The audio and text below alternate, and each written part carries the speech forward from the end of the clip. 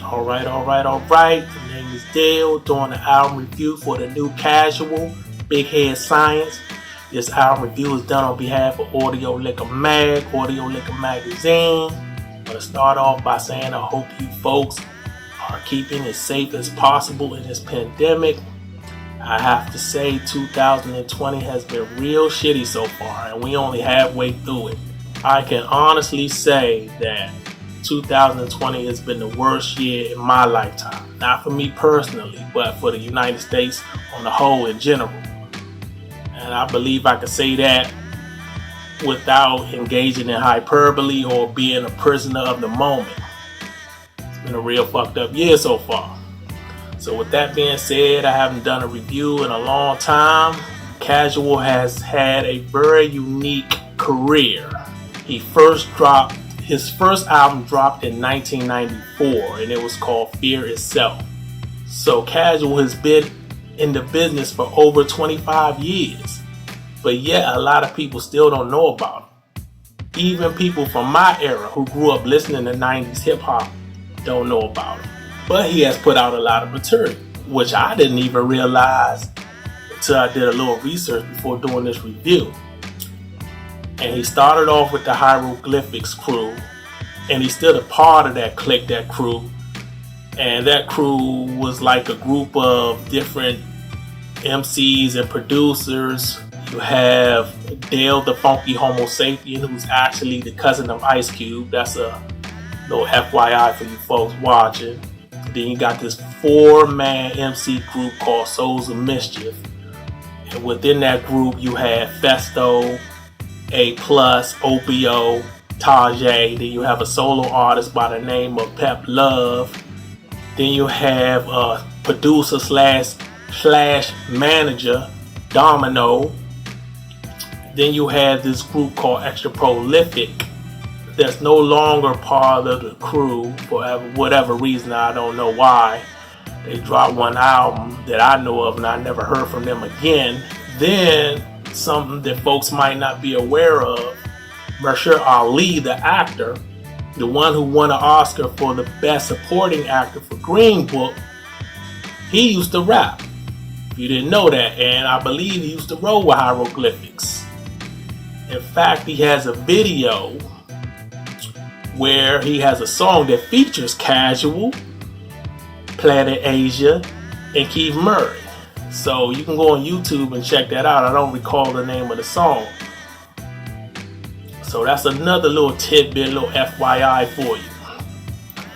This great actor that we see all over the place used to be rapping back in the day. So Casual, which I didn't realize, has 11 solo albums. Now I only have heard 4 of them. So I was shocked to come across that information. And Casual has a very unique voice. His voice is very similar to the cartoon character Snagglepuss. Now for you millennials and the generation after the millennials, whatever they call them, might not be aware of this cartoon character called Snagglepuss. But people from my generation, I used to watch him as a cartoon character back in the day.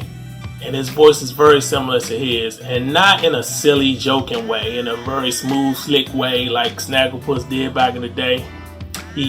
Casual even named one of his songs Snagglepuss on his album he did way back.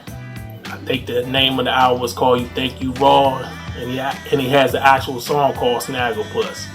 So I kind of found that funny back then. And like I said, Casual first album dropped in 1994. It was called Fear Itself, and it was actually on a major label called Jive Records. Jive Records was a big deal back then. I believe they had KRS-One, Keith Murray, R. Kelly was on Jive Records, Fresh Prince and DJ Jazzy Jeff. Their first 2 or 3 albums were on Jive Records. So Jive Records was a big deal back in the day, but Casual got dropped after his first album. It was critically acclaimed, but it didn't move units, it didn't sell anything, at least not enough to warrant for him to stay on the label. So Casual has been independent ever since. So he was independent way before it was trendy to be independent. In fact, all of the hieroglyphic artists have been independent for a very long time.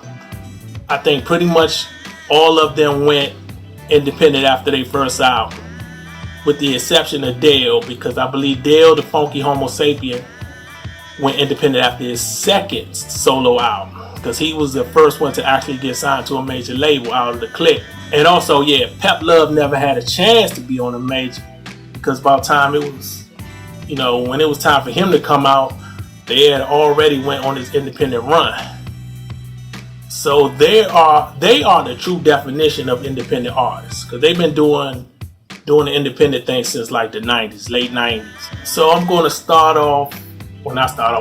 get into the review of the Big Head Science album. I'm not going to go into detail with every song. I may talk a little about the songs that I didn't care for. I believe it's like 13 tracks total.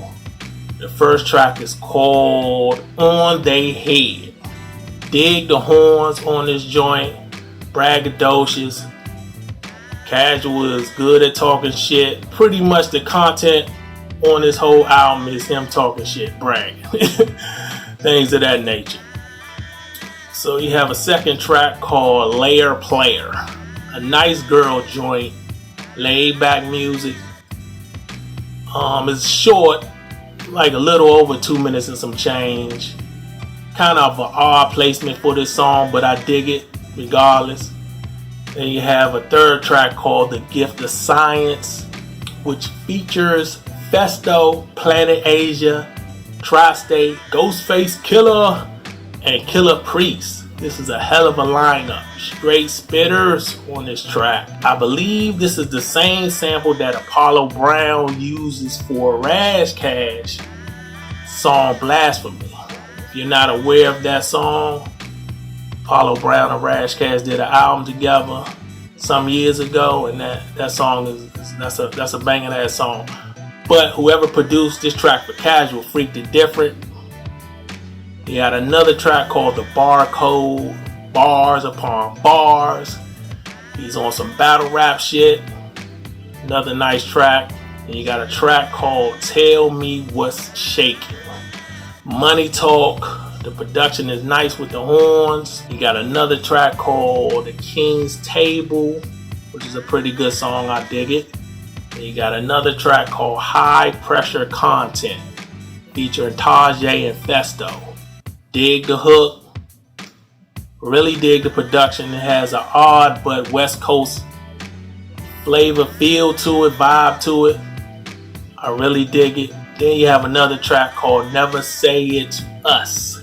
Loving the beat, ugly face music. Really dig the beat, the production.